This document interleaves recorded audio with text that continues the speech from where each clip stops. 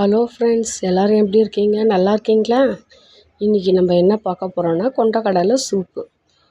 கொண்டக்கடலையை முதல் நாளே நல்லா ஊற வச்சுக்கோங்க. ஊற வச்சிங்கன்னா அதை மறுநாள் குக்கரில் ஒரு 4 விசில் வரட்டும் நல்லா வேக வச்சு எடுத்துக்கோங்க. இந்த மாதிரி வேக வச்சு எடுத்துக்கின்னு அது கூடவே வெங்காயம், தக்காளி, பச்சை மிளகா, பூண்டு எல்லாத்தையும் சேர்த்துக்கோங்க. கூட ஒரு சொம்பு தண்ணி எக்ஸ்ட்ரா ஊற்றிக்கோங்க. சூப்புக்கெல்லாம் கொஞ்சம் தண்ணி எக்ஸ்ட்ரா ஊற்றிக்கணும். அது கூடவே உப்பும் கொஞ்சம் சேர்த்துக்கோங்க.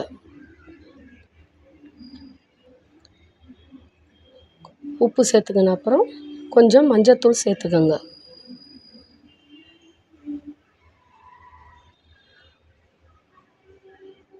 மஞ்சத்தூள் சேர்த்துக்கின அப்புறம் கொஞ்சம் நல்லா கலந்து விட்டுக்குங்க. அடுத்து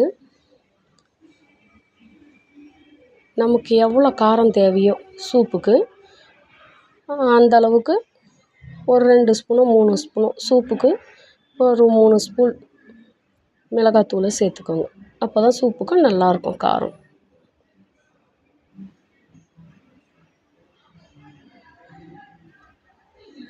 உங்களுக்கு காரம் எவ்வளோ தேவையோ அவ்வளோ சேர்த்துக்கோங்க. நல்லா கலந்து விட்டுக்குங்க. அப்போ தான் சூப்புக்கு நல்லாயிருக்கும்.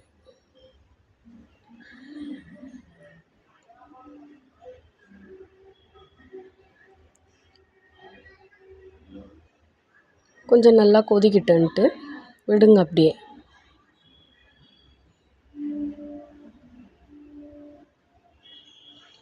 அப்புறம் நம்ம சூப்புக்கு காய்ங்க ஏதாவது சேர்க்கணுன்னா முருங்கைக்காய் சேர்த்தோம்னா கொஞ்சம் அருமையாக இருக்கும், நல்லா வாசனையாகவும் இருக்கும்.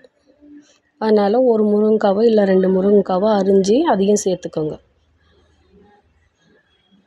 சேர்த்துக்கின அப்புறம் குக்கரில் ஒரு 3 விசில் வைங்க, நல்லா வேகட்டும்ன்ட்டு.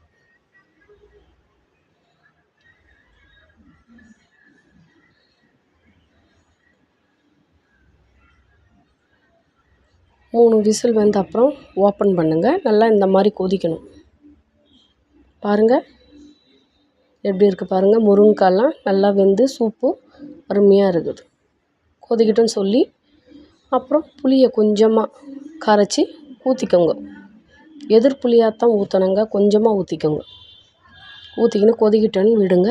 அடுத்தது தாளிப்புக்கு பட்டை, லவங்கம், சோம்பு, கல்பாசி, பிரிஞ்சி இலை, கருவேப்பிலை இதெல்லாம் போட்டு தாளித்து அந்த கொதிக்கிற சூப்லேயே ஊற்றிக்கோங்க.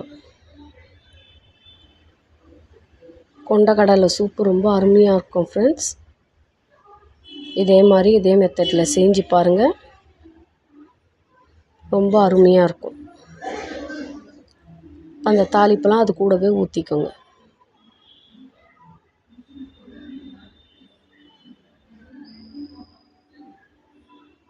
பாருங்கள் நல்லா கொதி வருது பாருங்கள். நல்லா கிளறி விடுங்க. நல்லா கிளறி விட்டுக்கினே வாங்க. நல்லா கொதிக்கட்டும்.